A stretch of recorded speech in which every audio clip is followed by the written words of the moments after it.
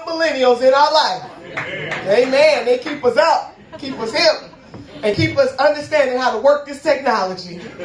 But text progress to 83224 to join the political revolution. The reason why I say that, and I'll say that again at the end, is because we need volunteers too. As Arlene was talking about what happened in this state in regards to the Second Chance Amendment, where Our Revolution National was right there, and it was good to meet Brother D.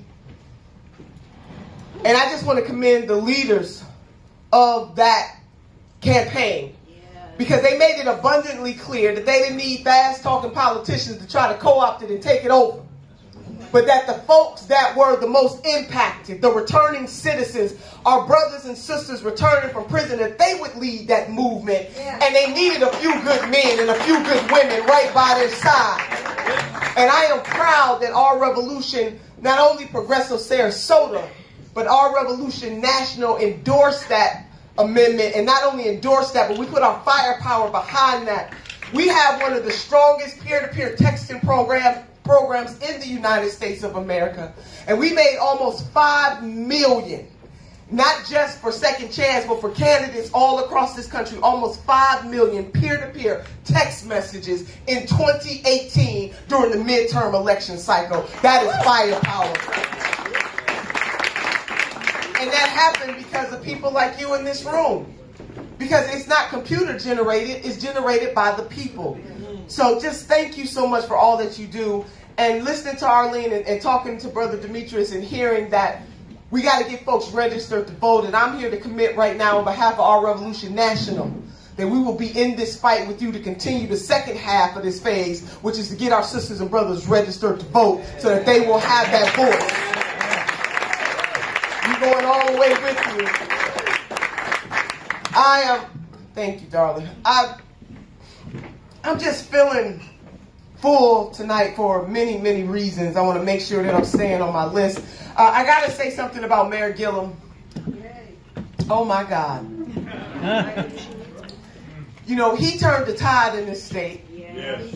And the best is yet to come. Yes. And last year, not only did we have people like Mayor Gillum, and again, that local support meant so much, but Our Revolution, just the whole Our Revolution family was right there. I can't tell you how many phone banks and peer-to-peer text messaging opportunities that we had on national for not just Mayor Gillum, but people like leader Stacey Abrams and our brother Ben Jealous. Last year was a year, baby. It was beautiful to see so many unabashed progressives stand up there and run for some of the highest offices in this country and come within striking distance. Yes. Yeah. We will do that again. Yeah. So we haven't heard the last of Mayor Gillum or Leader Abrams or Brother Ben Jealous. They softened the soil. So when you hear these smart aleck, folks who don't want to be as progressive as we are, they're going to try to school us, man, on losses. When President Teddy Roosevelt, and some of you remember the quote about the man in the arena. Woo! And the woman in the arena. See, it's easy for people to talk smack who never put their name on a ballot. Amen. It's easy for folks to talk smack when the greatest platform they will ever have is on Twitter or Facebook talking that smack. Yeah. But it's hard when you get out there in the arena. That's right. That's right. And so to the progressives, our movement is working. Yes. If you don't believe me, just look at how many folks now that signed up and say, oh yeah, we with Medicare for all. Yeah. When Senator Sanders first introduced that bill, he was standing all by himself. And then he had Congressman Conyers in the House. They were standing alone. And now they're no longer standing alone because the grassroots folks of this country, over 70% of us, and our political affiliation has nothing to do with how we feel about Medicare for all. But see, the people push the agenda. Yeah. And every now and then, we need people who are visionaries, who are willing to push, even when there are very few people by their side. I got to give a big shout out to the National Nurses United. Because the nurses vote before any politician. The nurses knew, because they're at the bedside family members, our friends, at some of the most critical and crucial times in our lives. They are right there. They knew all along that we needed a Medicare for all system in the United States of America. And they have been pushing that, baby. They've been pushing that, even though they've been called outrageous. Yeah. You know, some people talked about us wanting ponies. I do want my pony, baby. I'm going to tell you, I do. And if Medicare for all is a pony, I'll have that. I want a pony. I want the pony. Oh my God, I'm all off my nose. Let me just say this. It's hard to be bold. Yeah. But we got to be bold, baby, in this thing. We got to do this. So as we think about 51 years, and, you know, I've been channeling Dr. King. You know, this is the time. I was just on near his monument with some of my staffers as we were planning to, you know, put our video up. And I don't know how many of you have been to D.C. and you had a chance to walk that place. There's a spirit around it. And I don't know how they picked the quotes, because I'm telling you, I would have had, oh my God, there could have been 100 monuments, because Dr. King is so quotable. But you feel a certain presence. If you have never been there, please go there and just channel the spirit of the Reverend Dr. Martin Luther King Jr. I said Reverend deliberately.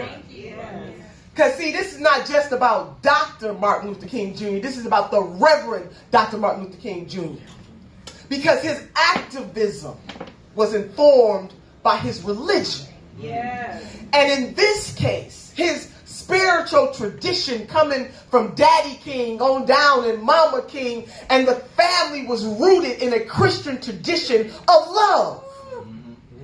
And the Reverend Dr. Martin Luther King Jr. critiqued this nation in a way that others have, but he did it in a way that summoned the best qualities of all of us, even in the face of dogged bigotry. Yeah. See, people tell a different story now, Mayor. Yeah. Oh, yeah. People want to talk about how much they love Reverend Dr. Martin Luther King. Do you know Gallup did a poll at the time? He was one of the most hated men in America. But see, folks want to tell a different story. And if it was left up to the liberals of his day, or the half-measure folks of his day, we wouldn't have the advancements that we have today. The more things change, the more they stay the same. That's right. And once the Reverend Dr. Martin Luther King Jr., Brother D, kind of stepped out of his place of civil rights and began to talk about poverty and racism and the military-industrial complex, stood up against Vietnam and basically said that while we fixated over there and destroying our brown sisters and brothers over there, meanwhile back on the home front, they told him, you out of your place. But tomorrow, and some folks have started today, you're going to have politicians stand up and wax poetic and talk about how much they love the Reverend Dr. Martin Luther King Jr., but them same politicians won't stand up for Medicare for all. Can I get an amen? Somebody. Watch what they do, not what they say. Because it's easy to salute the Reverend Dr. Martin Luther King Jr. because it's in vogue now. But those same politicians challenge them. Because the Reverend Dr. Martin Luther King also critiqued healthcare in this country. That's right. That's right. And he said of all the injustices, one of the most inhumane forms of injustice was inadequate care in health care. So I don't care what their political affiliation is. If they're tweeting about, Facebooking about, going to speak at Reverend Dr. Martin Luther King Jr. events, but they're not willing to stand up and say we deserve to have Medicare for all in this country. They full of you know what. So I wasn't going to say all of that, but I had to get that off my chest. Because it just bothers me. You know, Dr. King, Dr. King gave an interview, and I forget what network it was, but it was about 11 months, maybe about a year before his assassination. And he was asked the question about the next phase of the civil rights movement in the same way that I want to talk to you tonight about the next phase of the progressive movement. But I think what Dr. King had to say to this interviewer informs what I have to say to you tonight. And he critiqued this nation. He talked about the suffering in the South. That the suffering of black folks, or in the words of Zora Neale Hurston, the people whose skin has been kissed by the sun. He talked about how in the South, the bigotry was overt. You could put your fingers on it. You could touch it. You saw the colored and the white water fountain. You knew that Bull Connor was on the move. You knew who your enemy was. But in the North, it was a little more elusive, a little more sophisticated, a little more covert. But nevertheless, still as insidious and dangerous, even more so. Because I can deal with the enemy I can see. But I can't deal with the enemy that I cannot see. The North was even worse. The slums, the ghettos, the graduated slow process from one ghetto to another ghetto that black folks for generation to generation to generation was subjected to cruel and unusual punishment by virtue of their skin. Systemic racism. So as Dr. King reflected and the interviewer probed and probed and probed, he went a step deeper and he said this, and I'm paraphrasing him, but I want you to wrap your mind around this. The Montgomery bus boycott, beautiful thing, 381 days. Desegregating lunch counters. Young folks sitting at those counters and having hot coffee thrown on them and beaten and spat upon. And even with all of that, the Reverend Martin Luther King Jr., he said these words, and I am paraphrasing him. He said, by comparison, he said it's relative. It was easy to desegregate the buses. It was easy to desegregate the lunch counters. He said, but in this country, people don't want to go deeper than that. See, that's easy. That makes people feel good, but they don't want a basic income for the poor. See, they be in the system. And he was talking about liberals. He talked about how the same people in the Congress voted for the Civil Rights Act and the Voting Rights Act, but that very next year wouldn't vote on legislation that touched housing in the North. See, it's easy, he said, to desegregate and say, come on in through the front door of the bus and have a seat. Or to sit at a lunch counter to be able to order food, which was vitally important for transformation in this country. He said, but they don't want to go not a step further than that. And that is the moment that we find ourselves in right now. My question to you, sisters and brothers, tonight in this packed room for Sarasota progressives in Sarasota, Florida, on a Sunday night before the King holiday, how deep are we willing to go? See, we got politicians. And we have sisters and brothers, too. And we can't let ourselves off the hook. See, people who think that they are a little better than President Trump think they better. Yeah. See, because I'm not Trump, I'm all right. Yeah. I want you to think about that. That's the bar, and it's real low.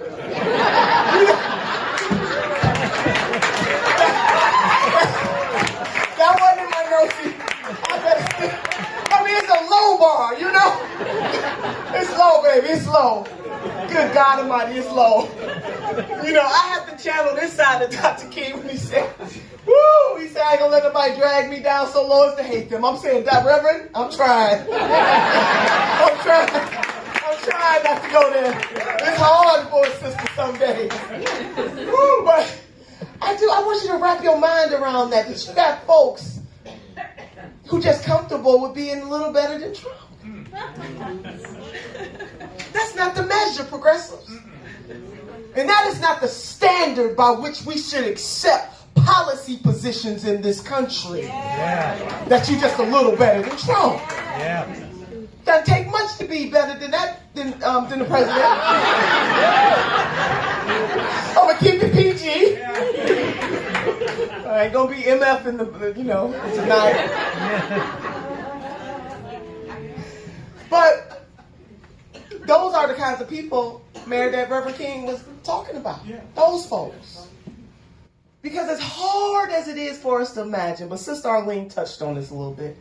She's basically saying, we got to get ready for 2020. I want to lay that right there. If I forget to come back, Fox, bring me back. Let me come back over. Let me move right here. There is an African proverb that says this. Wrap your mind around this. Go deep with me. One must never build their shield on the battlefield. African proverb. That's what Sister Arlene was basically saying. She's saying tonight, we got to get ready. And we can't get ready in 2020 because it's too late. One must never build their shield on the battlefield. Sisters and brothers, it's shield building time. We started building that shield last year. Second Chance Amendment. We started building that shield last year. Mayor Gillum almost becoming governor of the great state of Florida.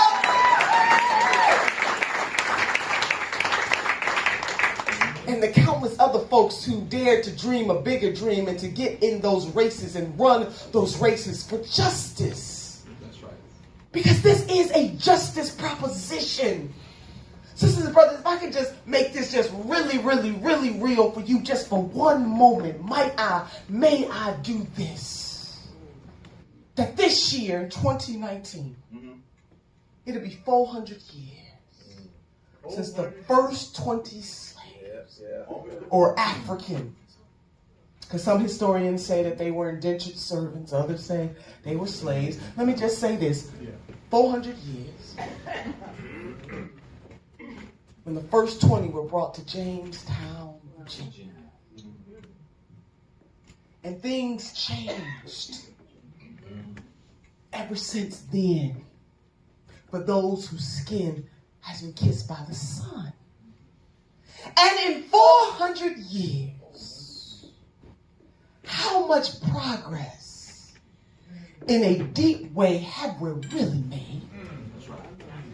I'm not talking about that superficial, make you feel good progress. I'm talking about deep-seated progress for folks of African heritage in this country. If we go deep, we must confess that for every step we have taken forward, we have been pushed back.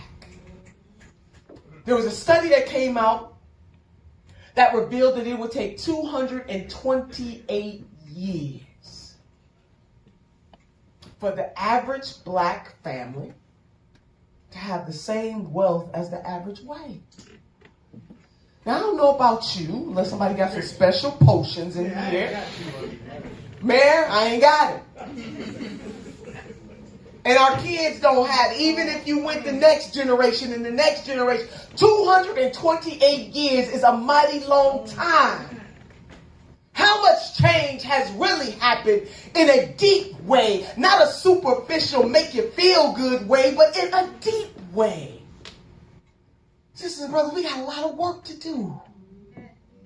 Because equality and justice is not only a value proposition, it is how we should all aspire to live our lives every single day. And if we have special titles, if we've ever had a special title, if we have a special title, we are more obligated. He or she who's the greatest among you shall be the servant. And I don't know about you, but I just don't have time anymore to play games with politicians who want to skirt around the issues.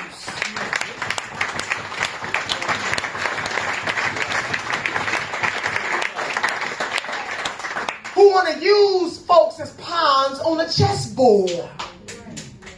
Which brings me to this shutdown.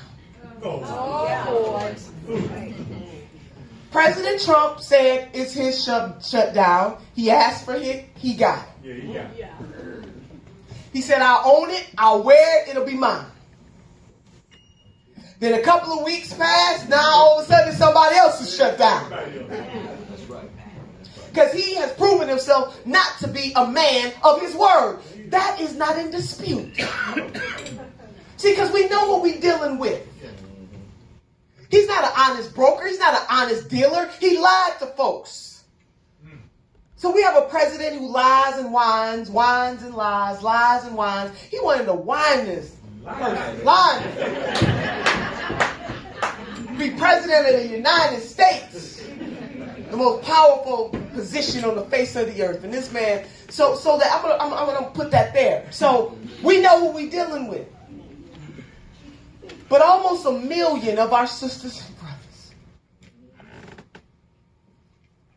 are not getting a paycheck. There are some studies that show that about 78% of working people in this country live paycheck to paycheck. And I want you to think about the ones who are categorized as essential, who still have to go to work and they don't get paid. Where's the gas money coming from? Where's the bus fare coming from? Where's the lunch money coming from? But meanwhile, back in D.C., some folks think that this is a game.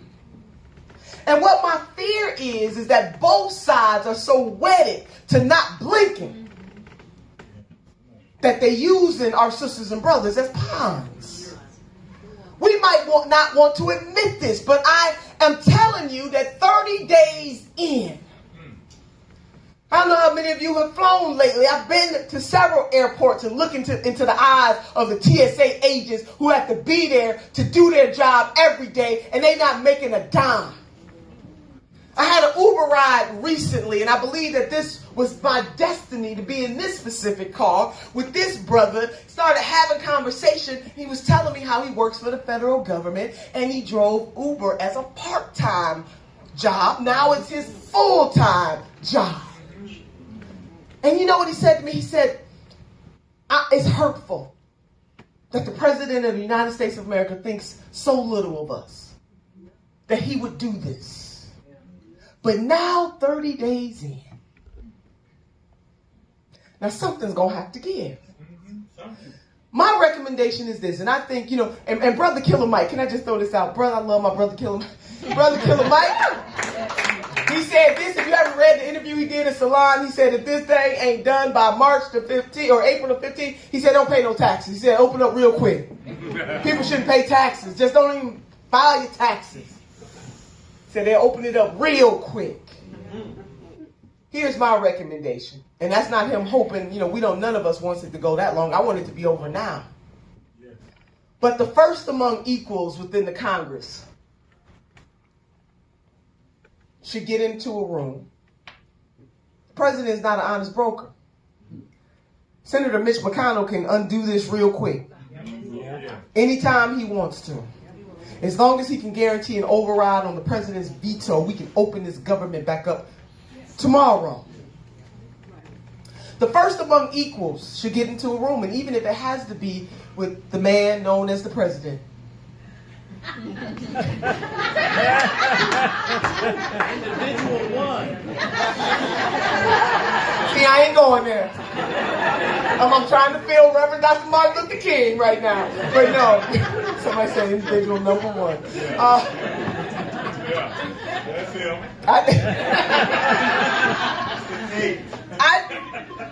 I don't think I think they should be locked in the room, Brother Fox, and never come out until an agreement is made. When they get done being in the room with each other, day after day after day, night after night after night, only give them bread and crackers, water and crackers, nothing else. They'll fix it real quick. They don't want to be locked up. But, meanwhile, they all get to go home and chill and they set. And get paid. Right, the Congress still gets paid. Even though I must confess, some of our Congress people, said they weren't going to take their pay. That's a beautiful thing. But meanwhile, we got almost 1 million people. And if we talk about the contract workers who are not going to get back pay. So people are suffering in this country. All I'm saying, sisters and brothers, it doesn't make me feel good to see that our sisters and brothers are being used as pawns. At this point, it's about who's going to blink. That's what this is coming down to. This is about their street cred. It's not about the people anymore. And I'm disgusted by it myself. They get paid big bucks. They get paid by the taxpayers to figure it out, to get it done, to work it out. We must never lose sight of the almost 1 million folks who are suffering. And then by extension, the fact that they don't get paid, that impacts that local business that they went to buy their lunch or their coffee from, the dry cleaners. The child care providers. You know that's right, sister, the child care providers. I mean, it's a ripple effect.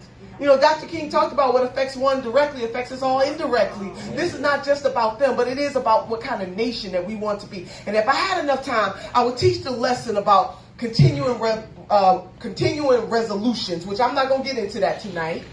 But I do want you to know that something's wrong in the halls of power in D.C. And it didn't just get that way. It's been that way. How do we tolerate them budgeting in Washington by continuing resolution every time? We ain't had a budget. A real budget. So all they do is these stopgap measures, and then we find ourselves right back where we started. There's something wrong with that, and it's unfair to the American people in this country that Congress, even before this president, but especially under this president, can't even pass a budget. So they say, oh, let's open it up for 3 months. And then what? Back to business as usual? Help me, Lord Jesus. When I call on Jesus, it's real. So, this is the foundation right here. When Dr. King said these words, he said, we are now faced with the fact that tomorrow is today. We are confronted with the fierce urgency of now. This is it, sisters and brothers. And we are in. And so we must commit ourselves to doing the hard work. And yes, some folks ain't going to understand. But it is okay for us to fight for justice. And I'm not saying that we have the best ideas all of the time. I'm just going to say we got the best ideas most of the time.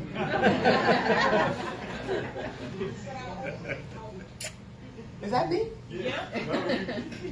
Hot dog it. Myself speaking back. So the fierce urgency of now. One must never build their shield on the battlefield. And it takes many hands for light work. So whatever brings you to the room tonight, I hope that if you are not a member of the Sarasota Progressives, that you will join. If you are not a member of Our Revolution National, that you will join. Or join some group that moves you to work on something that is bigger than you. Yeah.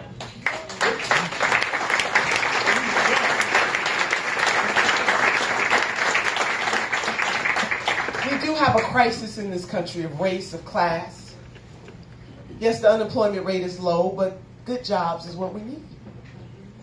It always boggles my mind how folks don't believe that the working poor deserve living wages.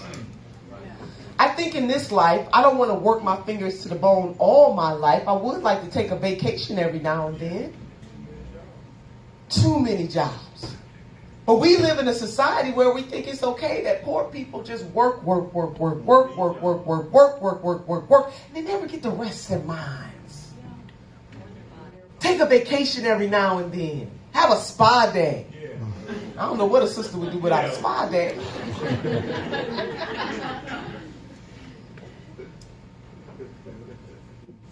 Social scientists say that the likelihood if you are born poor, you will die poor. What kind of life is that? I come from poverty in terms of monetary value, But my house wasn't poor. My grandmother, my mama, not poor. The vision that they had for their children and their grandchildren was one of wealth. And so I don't know about you, but I'm not trying to die poor. I don't ascribe to that.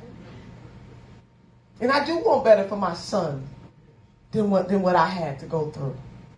And my future grandchildren than what I had to go through. I think every person in this room wants the same thing. And it doesn't matter our race, our religion, no religion, sexual orientation, however we identify. None of that matters when it comes to wanting to live a good life. Yes. And part of being able to do that is through the vehicle of government. Just a part. It's not the whole, but it's a part. So if you have a government that believes that you lock folks up and throw away the key, that's a problem. If you have a government structure that says that you commit a crime, you do the time, and then you lose your right to vote, that is a problem. If you have a government structure that says that it is okay for millions upon millions of folks who have went to college, and even our millennials and our Gen Xers and other folks who may still be paying off college debt, that they can be trillions of dollars in debt collectively, that is a problem. If you have a government structure that says it's okay to give billions of dollars worth of tax breaks to the wealthiest folks and corporations in this country on the backs and the necks of the working poor in this country, that is a problem. Yeah.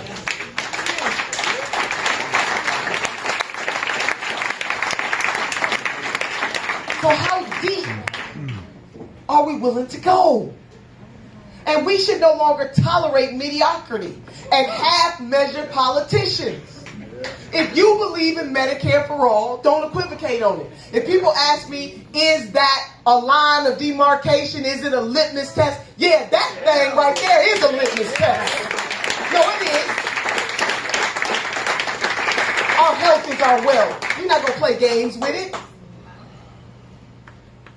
To get any other kind of wealth, however we measure wealth, you got to be healthy first. And this is not just about access to that. It's about having good health care in this country.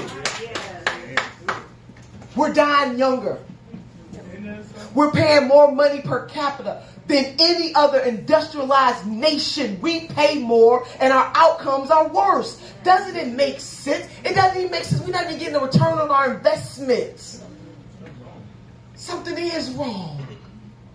So if other nations can do it, why can't we? It's a social contract that we decide that we want to have. It's our tax money. Doesn't it bother you that sometimes these politicians act like it's their money? I mean, I just want to remind you, that is our money. And if we want to spend our money that way, then let's spend our money that way. If we want to make that kind of investment in each other, then let's do just that. When we talk about college for all, it's about an investment. We decided that in this country century ago about pre-K, about K through 12. We need to move that to pre-K to college or trade schools. It's our money.